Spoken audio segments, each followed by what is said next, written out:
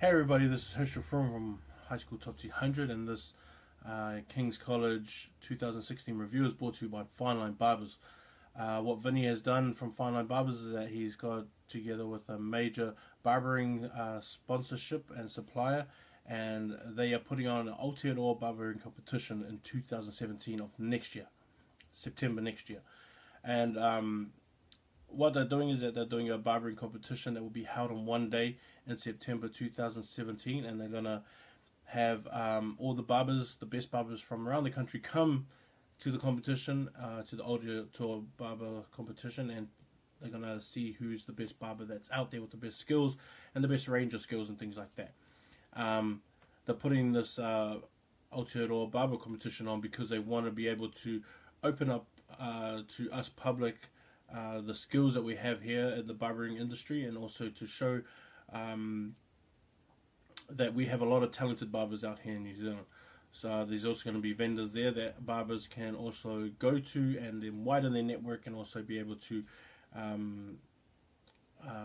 get better supplies and things like that for their barber shop. So it's also for the viewers and also for the barbers to be a part of this whole day. You don't have to have a certificate, but so it's going to be good for everyone to actually come and put their name in and see who the best one is. So this review for King's College is kind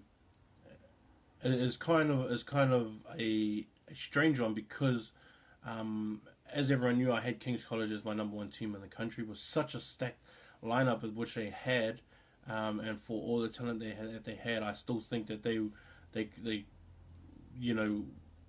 could have been one of the best. They would have been such a dominant team, and things just kind of obviously weakened when the #1 player in the country, and Balin Sullivan, got injured, and so obviously they had to change up and switch up their ways and switch up their attacks and things like that, and so things didn't go their way this year. They still had a really talented team. They still had a team that could compete. But it's just the way that things go sometimes. I think Tasesa Lavere put together a really good team, a really good talented team, and I think he had the right ways to attack teams and the right ways to use his players to the best that they had, and to the best abilities that they had. I mean, for obvious reasons, they had Takaji Yanyin, who was last year in New Zealand Secondary School. They had Sharan Matoy, and also AJ Moore, and also Joe Johnson and Jamie Spallworth. Guys like that who were all real sort of dominant players and real standout players. And so they still had a good team even when Balin was out. I think for me, when I saw them play when Balin was gone, was that they tried to figure out how to continue using the moves that they had that were actually set up for Balin. And it's hard when you have such a star player like him, and then he leaves, and then you have to try and put someone else in there who has different strengths and different weaknesses and different abilities to someone else, and then trying to make him play sort of that kind of role as well. And it's hard, and especially when you're still only 16, 17, and you're trying to get a kid to adjust to that kind of thing. Sometimes it doesn't work. For me, with that injury came a sort of somewhat of a blessing, and somewhat a blessing for the team, because they saw someone like Edwin really step up, and then we saw a young fella in Lucas Horse step up as well, and I thought Lucas actually did really good. I also thought Edwin did really good too, and trying to hold down that spot at centre, and for the guys that he went up against as well. He filled that spot pretty well. I really thought that he did good by what they were asking him to do, and sometimes things just don't work out in your way. Yeah, they had Sharan, and that was cool, but in the 1A competition, especially when you move on from after that, I think you just need the whole team to be a part of the system, and for everyone to sort of know their roles I think a lot of the players got a bit down when Balin went out, and then they just didn't. They just weren't able to pick up. Some of them we just weren't able to pick up. I thought Takagi did really great this year, and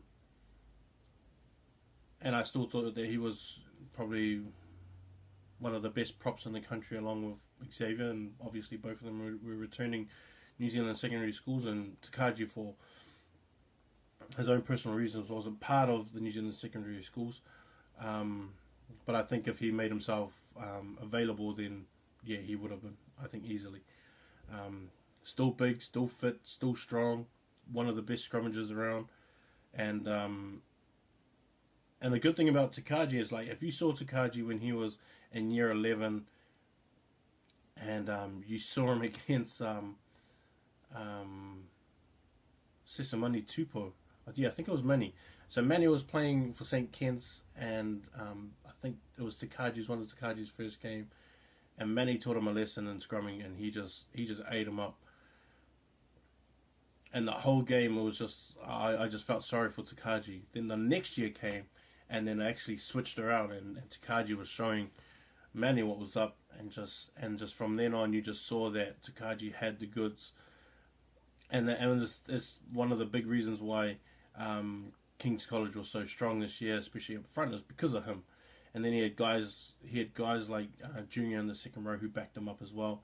And then that loose trio of Joe Johnson and AJ Moore, and also Mills, who's such a young kid and real strong, and he's built like, he must be working out with AJ too much because he's built the same as AJ. And he's just a big tank, and he's just one of the guys that I'm going to be looking out for the next couple of years, because I think he's going to be such a great player. But that loose trio really helped out, and then they really had their dominant times in the forwards. Jamie Spolwart from the back, I think it was like a real good move for them. I wish he had maybe gone there a bit earlier.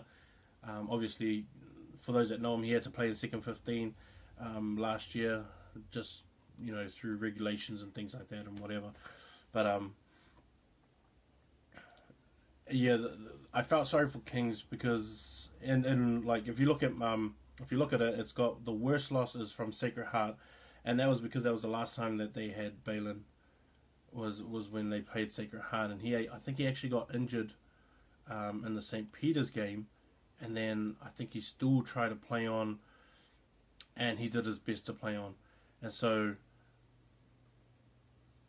and I think he kind of did the right thing, and it's just something that's hard for other people to do, because when you're that young, you just want to be a part of the team, and you just want to be a part of what's going on, and things like that. And so for him to say that, I won't be able to give my 100%, and so, put someone else in there, because, you're usually just a liability to the team when you're trying to when you're trying to play off mana instead of actually playing off your 100% real talent and real efforts and real abilities and stuff like that. And so for him to actually say that, yeah, I can't go on, and it would be better if you put someone else in there, I thought that was great from Balin, and being the number one player in the country, and having the number one team in the country, and just having that sense of saying to yourself, you know what, it would be better if someone else did it, because 100% they can do everything they're supposed to do,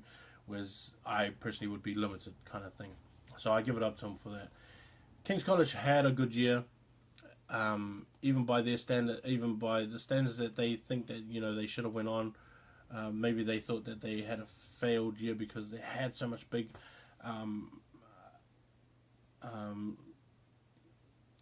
I think a big target for being one of the best teams in the country. I still personally think that they had a really good year. I think they had, with what they had and how they adjusted, I thought they did great.